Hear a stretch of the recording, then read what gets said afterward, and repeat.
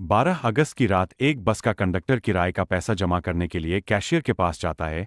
Cashier कहता है, कितनी देर कहाँ थे, क्या कर रहे थे। यह बात सुनते ही कंडक्टर डर जाता है और कैशियर से कहता है, साहब आप चाहो तो आपके मजे कर देंगे, बस में एक लड़की है।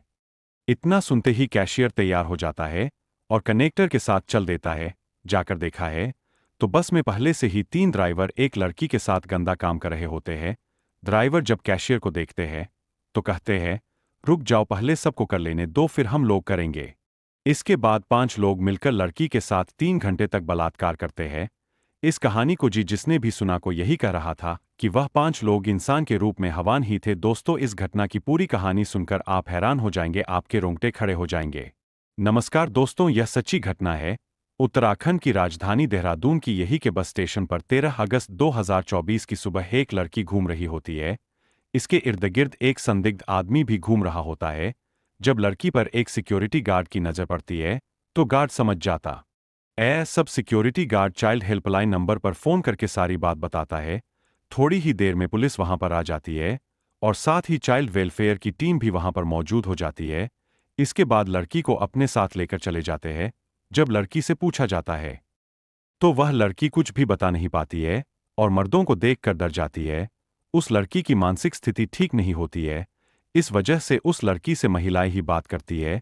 उस लड़की को खाने पीने को दिया जाता है, जो भी मांगती है सब कुछ उसको खिलाया जाता है। तो एक व्यक्ति को कई जगह घूमता हुआ देखा जाता है। जो व्यक्ति उस लड़की के पास खड़ा था वही व्यक्ति कई जगह नजर आता है। इसके बाद उस व्यक्ति का फोटो निकलवाया जाता है और बस स्टेशन पर डिपो वालों से पूछा जाता है। तब जाकर उस आदमी की सारी जानकारी निकलकर सामने आ जाती है। तब उसे व्यक्ति को पुलिस गिरफ्तार कर लेती है और यह उसी बस का कंडक्टर होता है जिस बस में उस लड़की का बलात्कार हुआ था। इसके बाद पुलिस उससे सख्ती से पूछताछ करती है कि बताओ क्या माजरा है, तो सब कुछ बताने को राजी हो जाता है और बताता है।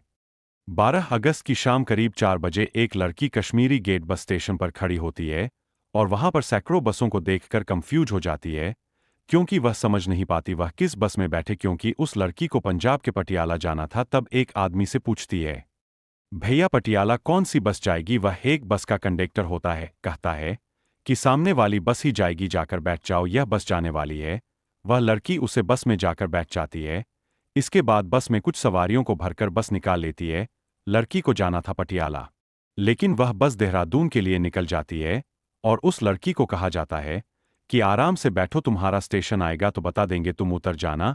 और उसे लड़की से किराया भी नहीं लिया जाता। बस देहरादून बस स्टेशन पर रात को 10:30 पर पहुंच जाती है। इसके बाद बस से सारे पैसेंजर उतर जाते हैं। लास्ट में वह लड़की अकेले रह जाती है।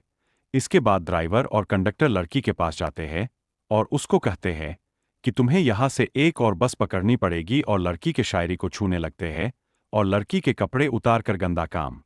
लड़की जब आवाज करने की कोशिश करती है तो उसको कहा जाता है कि अगर शोर करोगी तो पटियाला नहीं ले जाएंगे उसे। बस डिपो में बहुत सारी बसें खड़ी होती है और उसी बस के बगल में एक और बस खड़ी होती है जिसमें 2 ड्राइवर मौजूद होते हैं।